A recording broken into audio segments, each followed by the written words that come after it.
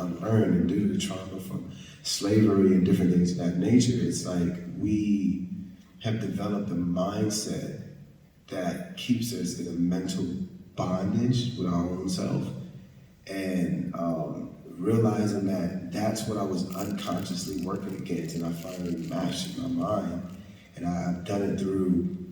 I mean, I didn't master my mind. I'm not gonna lie. There's certain things I'm like, damn, why are we thinking this right now?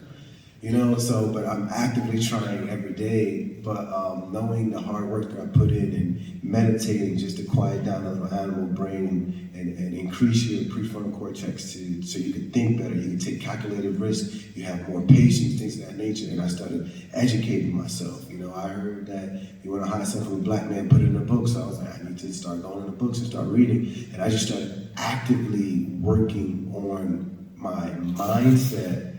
And then I realized that's what people call mental health. But to me, I was just like, I was just trying to become, you know, better. And I was like, wait, so if this is mental health, why isn't mental health taught to us in this way? It's almost like physical health. Everyone knows that it's good to stay in shape. You look good, you could walk better, life is better, you could maneuver through different tight spaces a little easier than somebody who doesn't. You don't get out of breath as fast. And it's like, we all want to go to the gym, we all want to eat properly, we all, you know, to some degree, we care about that. And I think it needs to be done the same way with your mentality. And the mentality, and unfortunately, especially in this country, a lot of businesses thrive off of trauma and dysfunction within your own brain. They profit, it's so profitable. You know, you're worth way more alive than you are dead. And when something is free, that's because you're a product, and your product is the mind. Like, it's like they want that they want you to be so distracted for God knows what. But, you know, like I was saying in the other room, it's like whatever you're doing at any given moment, you're physically modifying your brain to become better at it. So if you're constantly on different type of social media platforms and looking at videos that have nothing to do with the next video, you're training your brain to have ADHD. You're training your brain to not think for a long period of time at all. And when you get hit in the real world of life and you're like, yo, I gotta really make a plan, like a 5-year, 10-year plan. You train your brain to think for 2 seconds. So to think for years, your brain is like, yo, you're crazy. Like, we didn't work on this all year long. So now you want us all of a sudden to do this.